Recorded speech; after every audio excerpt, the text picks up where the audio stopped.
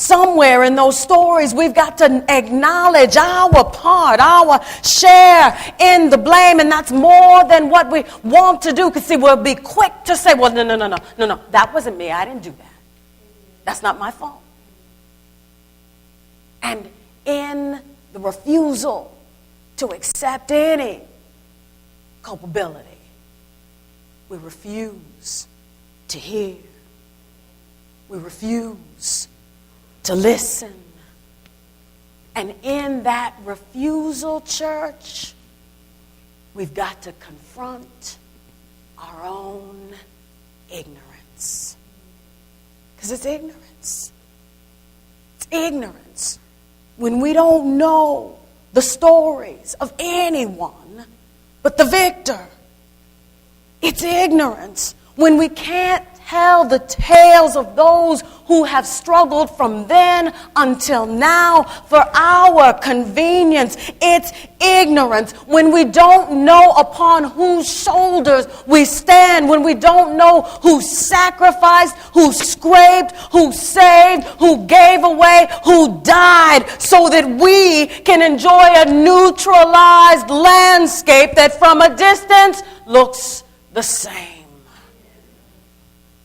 It's ignorance. When you don't know and you don't want to know. But there's a cure for ignorance. There is. There's a cure. And we find that cure when we exercise our faith. See, before he was taken prisoner, Jesus gave his disciples a command. And we're his disciples, right? So that command extends to us as well. The command that he gave his disciples before he was taken away was that we should love one another.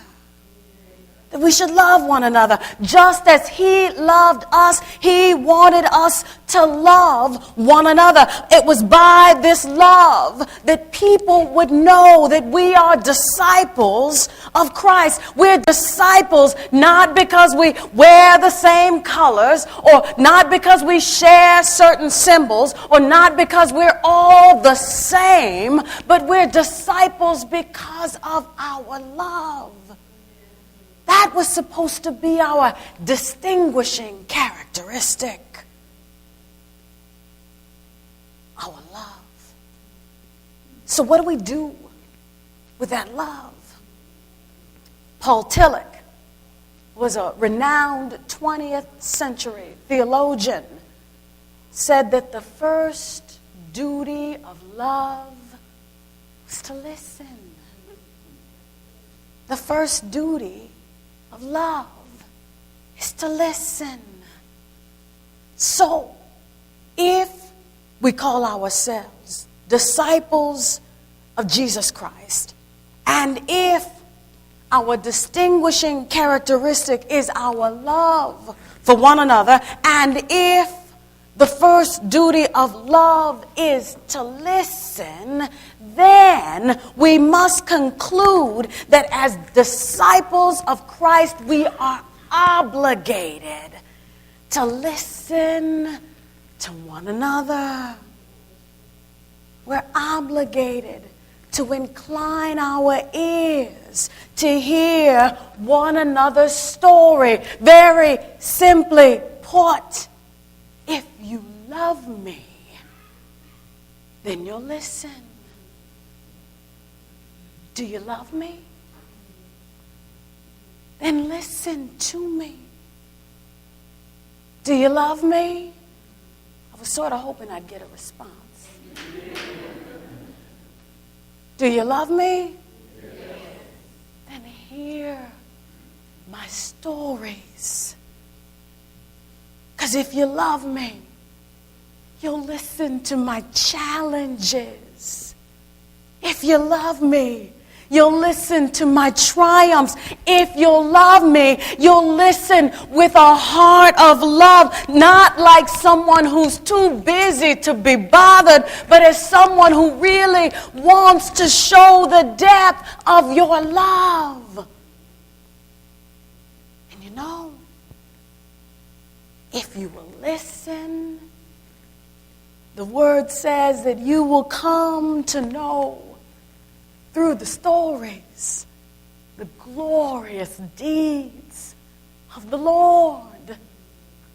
If you listen, you'll come to know through the stories about His might. If you listen, you'll come to know through the stories the wonders that He has done. If you listen,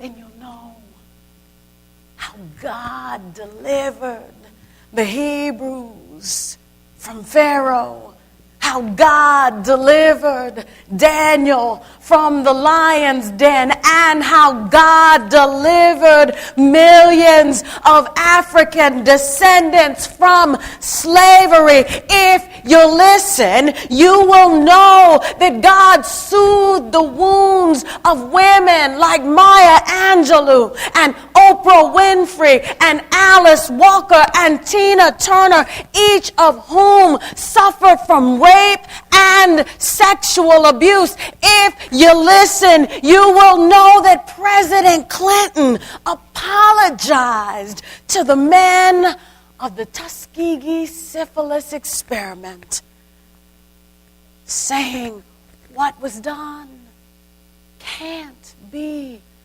undone. But in the end, we can end the silence. We can stop turning our heads away.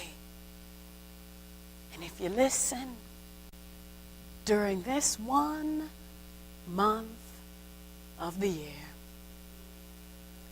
you'll hear these stories. And if you love me, you will listen.